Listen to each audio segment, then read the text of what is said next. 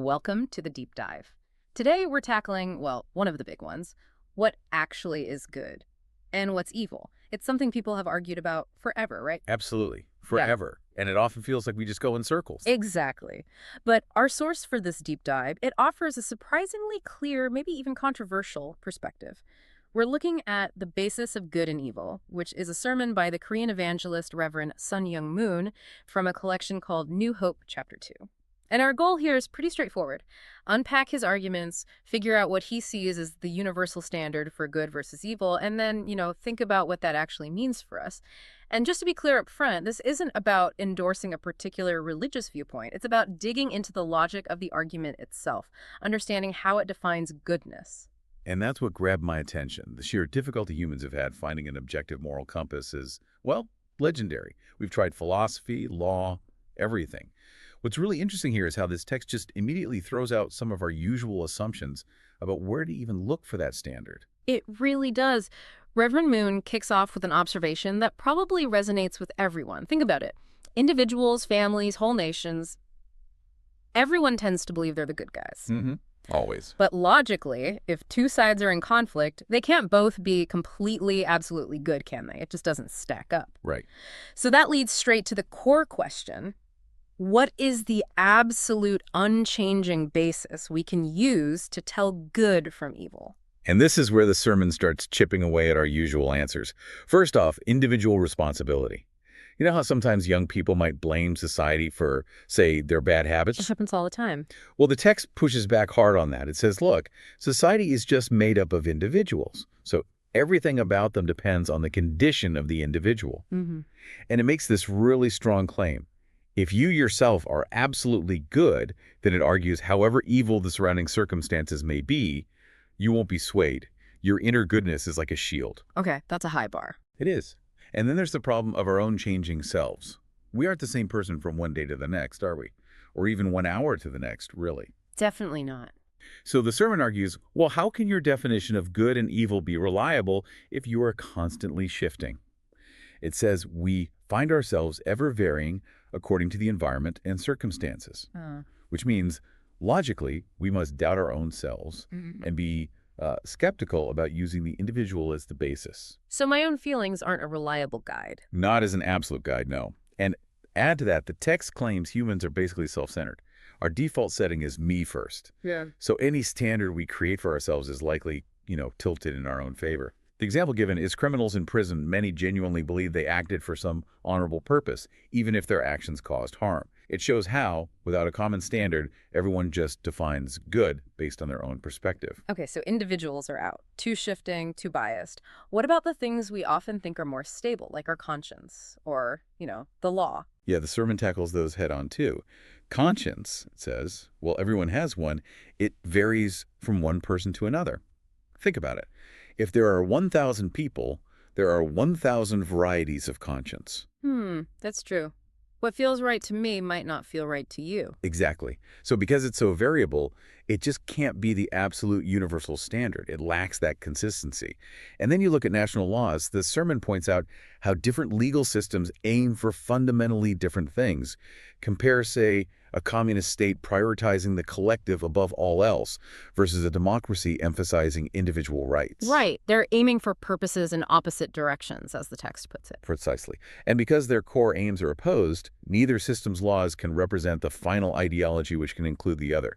Neither can be the universal standard for all humanity. Wow. Okay, so if our own judgment, our conscience, and our laws all fall short, it feels like we're running out of options. Does the sermon just leave us there kind of stuck? No, it actually argues that this very conflict, this constant tension internally and externally, happens because we're missing something of higher dimension. It calls for a universal purpose or an ultimate standard of good that doesn't change. Something eternal and unique, not swaying with opinions or circumstances. And crucially, this standard has to be something that neither of two parties can deny, but which both can recognize and agree with. It has to be something everyone deep down acknowledges as true, regardless of their side. Anything based on self-interest, it says, can never be accepted as the final one. All right, so we need this higher undeniable standard. What is it then? What's the definition the sermon proposes? Because you said it was pretty bold. It is bold and remarkably simple on the surface. Here it is.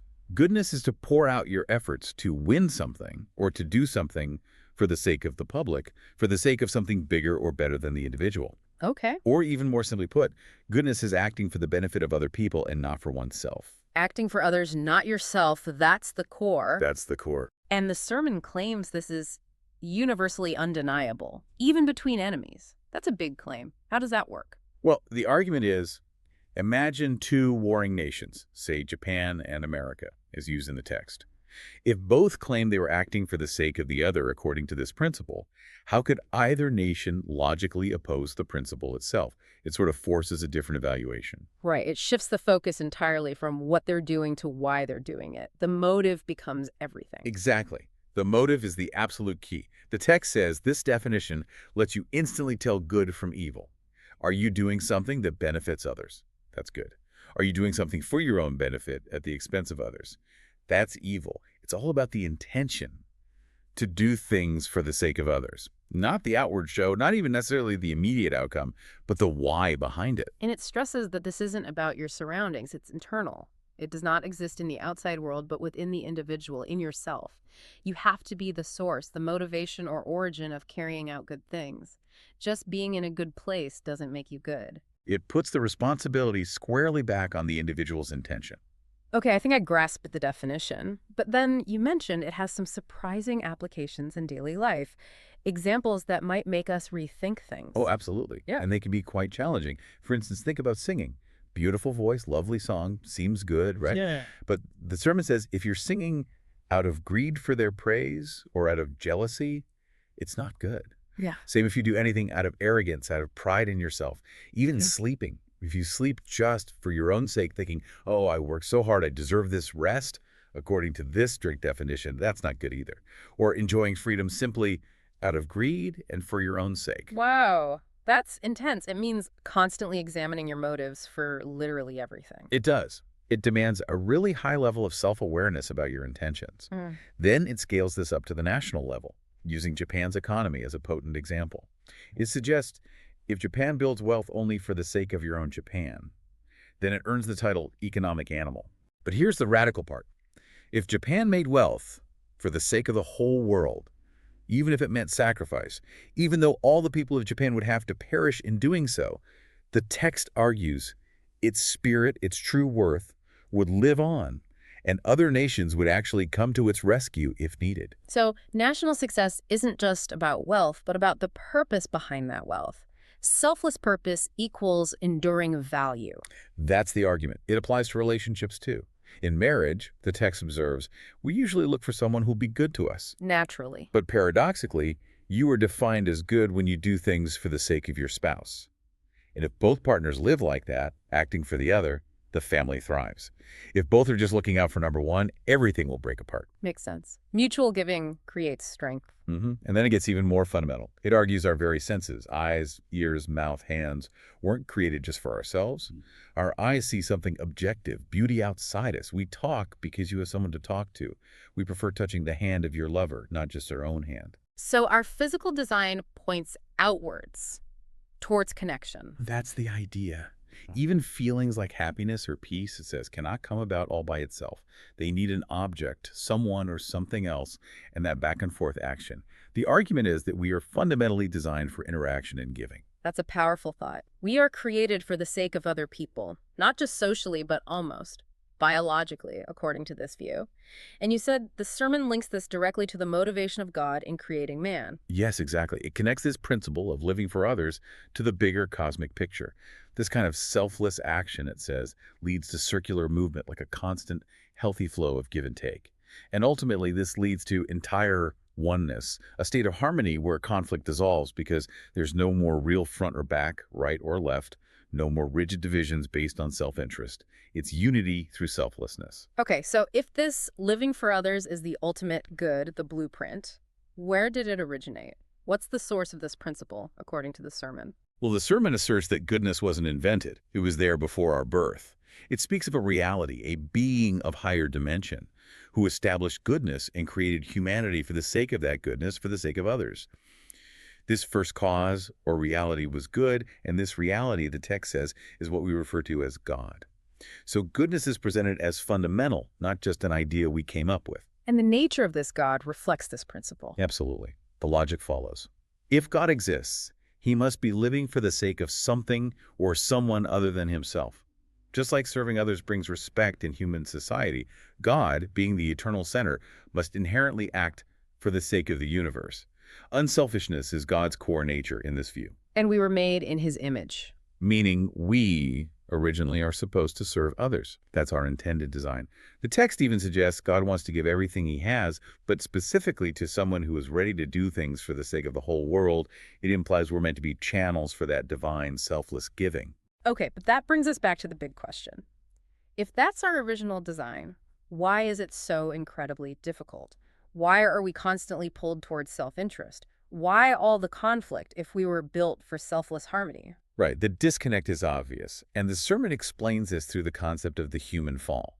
It argues this fall happened out of the greed of man and the archangel. The archangel. Yes, in this specific context, referring to a figure often identified with Lucifer, who, according to the sermon's narrative, tempted the first humans, Adam and Eve. They desired things for themselves, which was the direct opposite of God's selfless nature. So that act of self-centeredness broke the original pattern. That's the idea. And as descendants of the fallen ancestors, the sermon states, we're now essentially the other way around from what God intended us to be. The original blueprint for goodness is still there, that intrinsic nature, but it's overlaid or corrupted, making us more inclined to do evil things.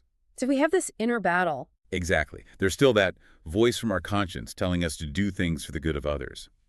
But, as we discussed, even conscience can get twisted by self-interest sometimes. Yet the text maintains that deep down, you yourself know the answer very well, whether your motive is good or bad.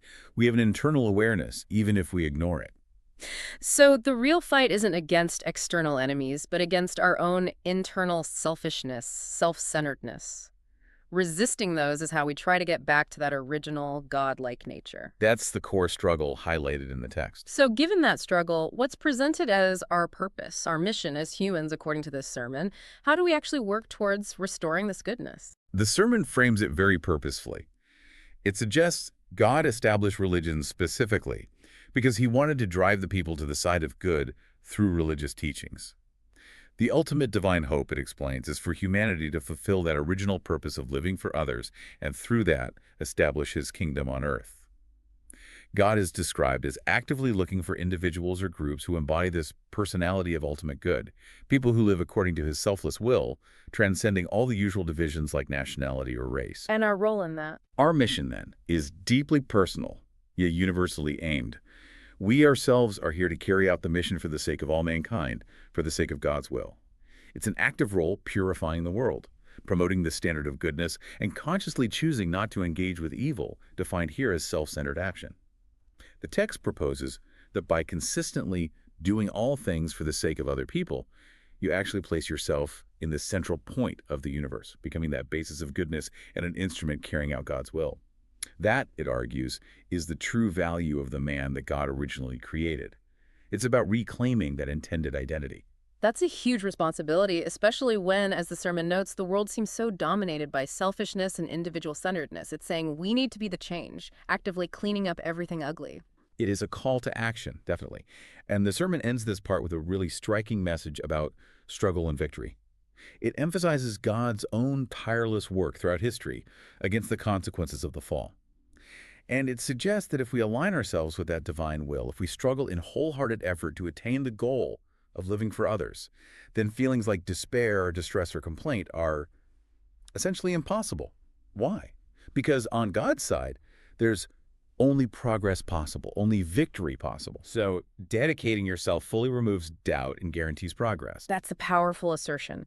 If your resolution is to eat and sleep and do all things for the sake of mankind, the claim is you can never be invaded by evil power. Selfless purpose becomes an impenetrable defense. Wow. Okay. That's quite a journey we've taken through this sermon, the basis of good and evil. We started with that fundamental problem. How do we define good and evil universally? Then we explored Reverend Moon's answer. living for the sake of others. We looked at how counterintuitive that can be in daily life, how it reframes even things like national economics or our basic senses. We traced its origins back to the nature of God, according to the text, and the idea of an original, selfless human design. And then the fall, explaining why it's such a struggle now. Right.